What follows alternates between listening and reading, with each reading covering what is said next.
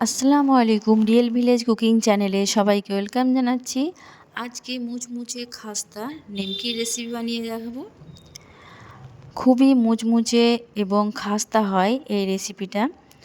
একবার বানালে মন ভরবে না, বারবার বানাতে ইচ্ছে করবে। আপনারা একবার এইভাবে আমি যেভাবে বানাচ্ছি সেইভাবে একবার পুরো ভিডিওটা দেখুন আর বাড়িতে ট্রাই করে দেখবেন। চলুন তাহলে আজকের এই রেসিপি শুরু করি।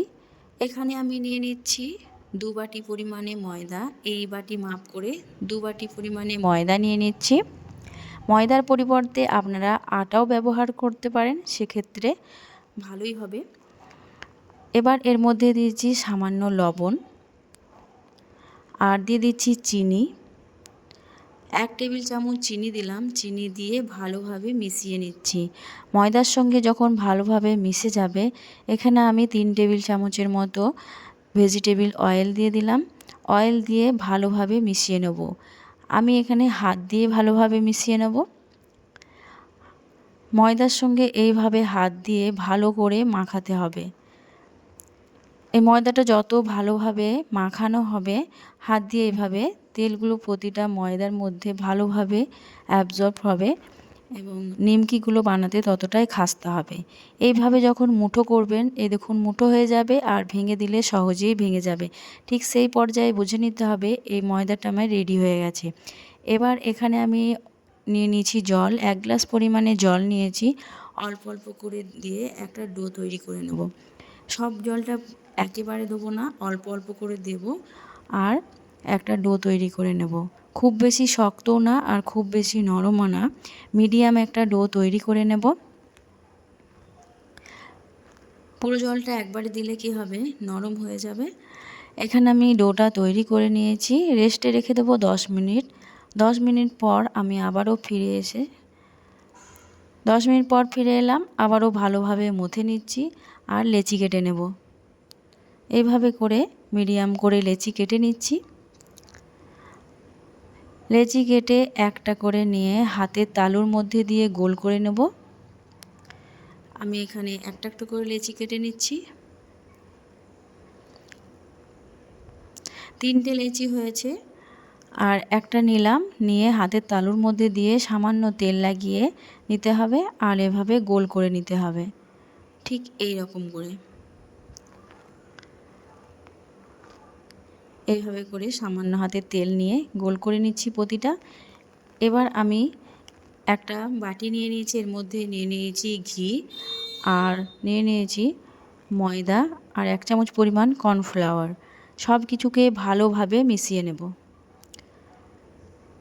এটাই মুচমুচে এবং খাস্তার কাজে লাগবে। এই দেখুন খুব ভালোভাবে মিশে গেছে। এটা এক সাইডে এবার রেখে দেবো।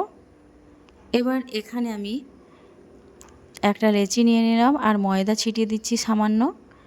একটা লেচি নিয়ে ভালোভাবে পাতলা করে বেলে নিতে হবে। খুব মোটা করে বেললে হবে না, একটু পাতলা করে বেলে নিতে হবে। আমি যেভাবে বেলে নিচ্ছি খুবই পাতলা করে, এই দেখুন, দেখেই বুঝতে পারছেন। এবার এর ওপরে আমি তেল লাগিয়ে নেব। আমি যে রেডি করে রেখেছি ঘি এবং ময়দা কর্নফ্লাওয়ারের মিশ্রণ, ওটাকে আমি দিয়ে দিচ্ছি। চারিদিকে হাত দিয়ে ভালোভাবে লাগিয়ে নিতে হবে।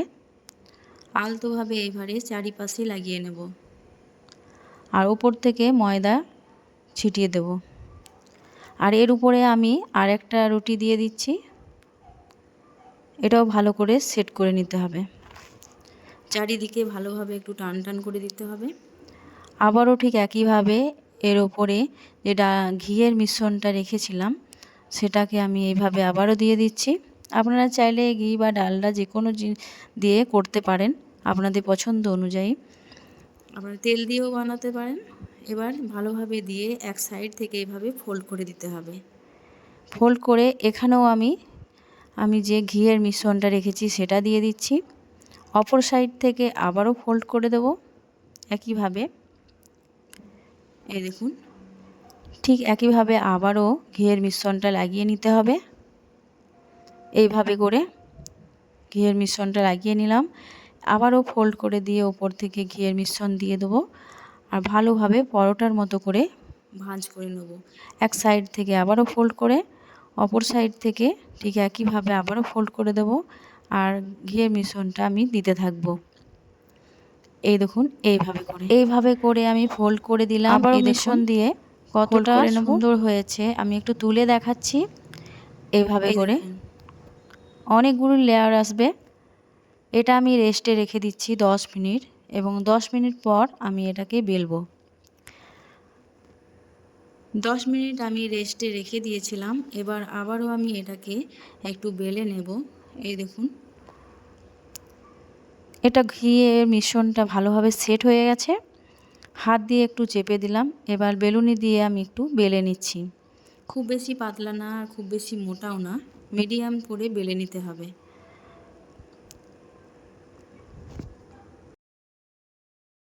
এই দেখুন এইরকম হবে, খুব বেশি পাতলাও না আর খুব বেশি মোটাও না। একটা চাকু নিয়ে আমি এর শেপ দিয়ে নিচ্ছি। আপনারা যে কোনো শেপে বানিয়ে নিতে পারেন আপনাদের পছন্দ অনুযায়ী। আমি এই রকম একটা শেপ দিয়েছি।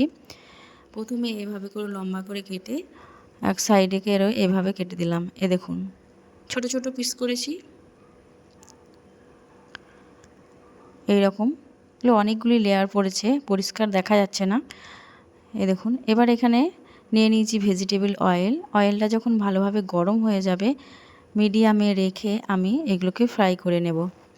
আমি দুটো করে ফ্রাই করে নিচ্ছি। এই দেখুন অনেকগুলি লেয়ার পড়েছে, পরিষ্কার বোঝা যাবে। এই নিমকিগুলো ফ্রাই করতে বেশি টাইম লাগে না, অল্প সময়ের মধ্যে হয়ে যায় আর মুচমুচে এবং খাস্তা হয়। এই দেখুন লেয়ারগুলো কীরকম ছেড়ে আসছে।